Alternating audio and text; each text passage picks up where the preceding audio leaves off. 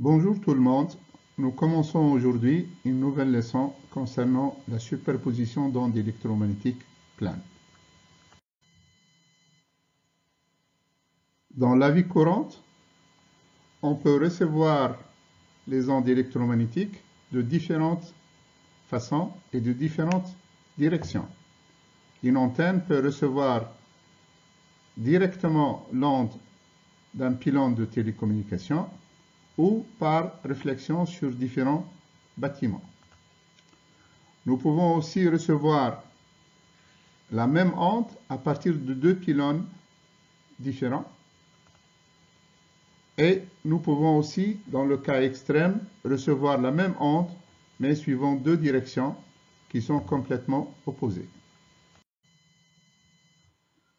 Nous allons commencer par étudier la superposition de deux ondes électromagnétiques planes de même fréquence, mais de directions de propagation différentes. Les deux champs sont parallèles et de même module. Considérons la figure suivante. L'onde OA, elle se propage suivant la direction KA, l'onde E2 se propage suivant la direction K2, et les deux ondes sont symétriques par rapport à l'axe des X et font un angle de 45 degrés. Nous allons prendre EA et E2 de même direction et sont portés par la direction OZ. Ainsi, on peut écrire le vecteur KA comme étant oméga sur C racine de 2 UX plus UY. Le vecteur K2 égale oméga sur C racine de 2 UX moins UY. Et ainsi, si on utilise l'expression générale de la phase oméga t moins K scalaire OM, on peut déduire la phase phi1 comme étant oméga t moins oméga sur C racine de 2 X plus Y et phi2 égale oméga t moins oméga sur C racine de 2 X moins UY. Et les deux champs s'écrivent donc EA égale à E0 exponentielle i oméga t moins phi1, E2 égale à E0 exponentielle i oméga t moins phi2. Et dans les deux cas, nous avons pris les phases initiales comme étant égales à 0. Le champ de l'onde résultante s'écrit E1 plus E2.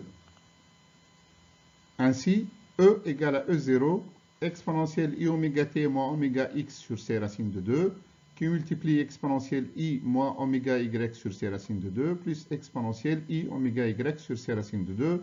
Il est porté par UZ. Et le champ résultant donc s'écrit comme suit. E égale à 2 fois E0 cosinus oméga y sur C racine de 2 exponentielle i oméga t moins oméga x sur C racine de 2 et il est porté par UZ. Si on examine ce champ de près, on remarque qu'il se propage suivant la direction OX. En plus, l'amplitude du champ, elle n'est pas constante, mais elle dépend de Y et s'écrit 2 fois E0 cosinus oméga Y sur C racine de 2. Donc, elle n'est pas constante dans le plan perpendiculaire à la direction de propagation. En plus, la vitesse de phase de l'onde résultante, elle s'écrit C fois racine de 2. Elle est strictement supérieure à la vitesse de la lumière. Donc, on peut conclure que l'onde résultante ne possède pas les propriétés des ondes électromagnétiques planes, qui sont une propagation qui est égale avec une vitesse de propagation égale à c dans le vide, avec une amplitude qui est constante dans le plan d'onde. Donc, on peut conclure directement que l'onde résultante n'est pas une onde électromagnétique plane.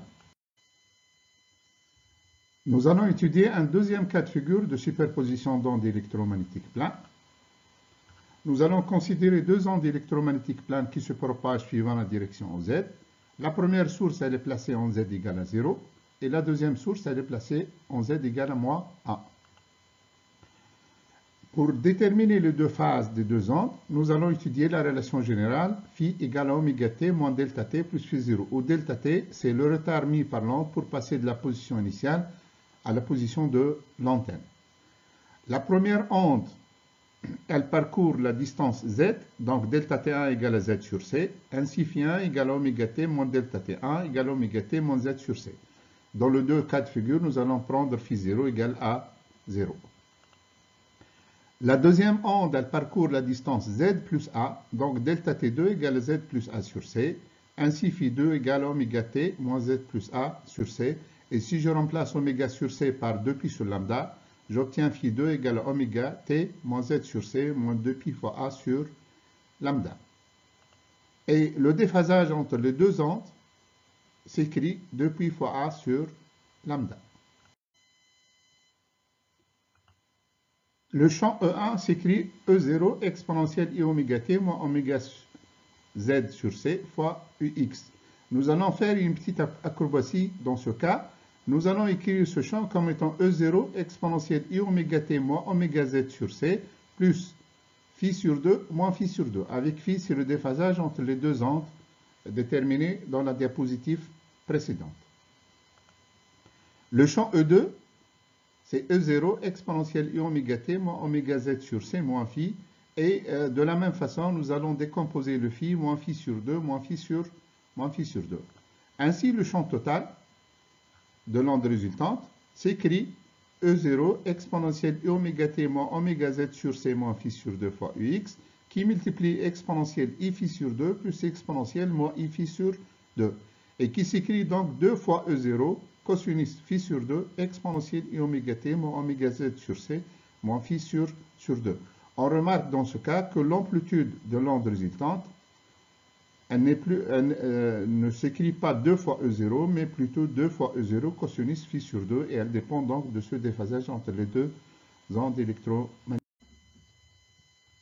L'onde résultante possède une amplitude 2 fois E0 cosinus phi sur 2.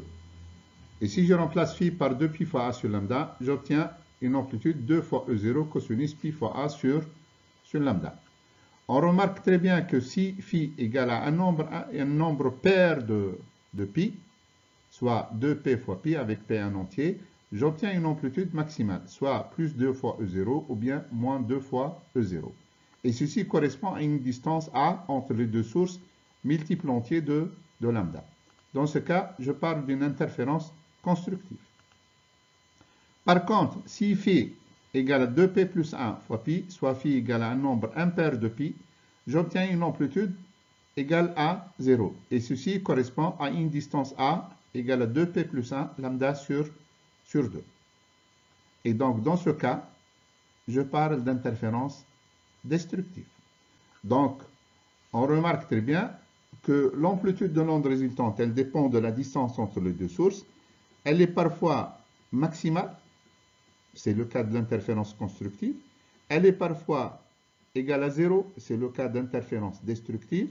Et pour un déphasage quelconque, on peut avoir une amplitude intermédiaire. Sur la vidéo suivante, nous avons le cas de figure de la superposition de deux ondes avec une distance A égale à P fois lambda, l'onde O1 en bleu, l'onde O2 en vert. Nous l'avons décalé légèrement pour qu'on puisse les voir. Et la résultante, O1 plus O2, c'est l'onde en rouge. On voit que dans ce cas de figure, c'est une amplitude maximale. Maintenant, si A égale à 2P plus 1 lambda sur 2 avec P en entier, nous avons une interférence destructive et nous voyons que l'onde O1 en bleu et l'onde O2 en vert se superposent pour donner une onde résultante qui est égale à 0. C'est l'onde O1 plus O2 en rouge. Pour une distance quelconque qui est avec un déphasage phi différent de Pp ou bien un déphasage phi différent de 2p plus 1 pi, on obtient un déphasage quelconque et donc une amplitude. L'onde résultante possède une amplitude intermédiaire. Elle n'est ni maximale ni nulle. Merci pour votre attention et dans une prochaine vidéo, nous allons traiter la superposition d'ondes stationnaires et aussi la superposition d'ondes ayant deux fréquences légèrement différentes et nous allons étudier le phénomène de battement.